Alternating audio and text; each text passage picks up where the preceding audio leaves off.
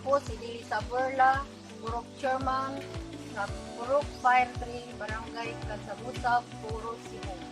Kining busog nga programa, naghatag namong mga kabus ug bag-ong paglaom kay among nakatunan ang paggamit sa organikong pamaagi pagpatambok sa tanong.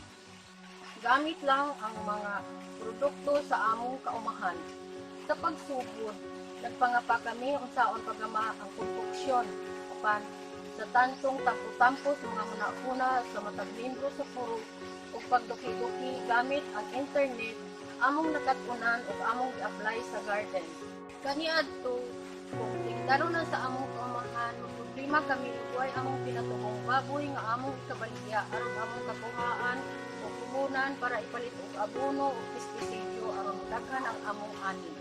Apan sa pag-abot nining maong programa, amo ra diyang nakita nga ang amo rang ginamang kompoksyon, mga hugaw sa kahayupan, compost, tae sa wati, among napatambok ang mga tanom ug napadaghan ang bunga ug nakatabang pa kami sa kinaiyahan. Mao kini ang nakadasig sa among mga katigabaryo sa pagpadayon sa pagpanguma taliwala ning kalisod karon ug ubat batok ubi. Napaanindot, napahimsog ug namugna namo ang among garden, dinuyugan sa katugi, pagtambayayungay ug suportar sa among barangay sa paghatag og pundo.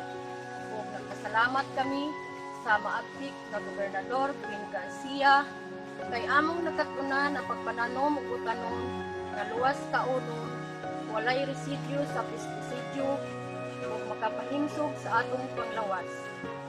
Nagpasalamat ko sa local government ang Puro ug Department of Agriculture sa Puro na naka-apil kami sa tungkol mga programa. Mag-auhag ako sa tanan mga suguanon sa pagpadayon sa busog nga programa, suguanong busog, luwas ug himsog. Daghang salamat.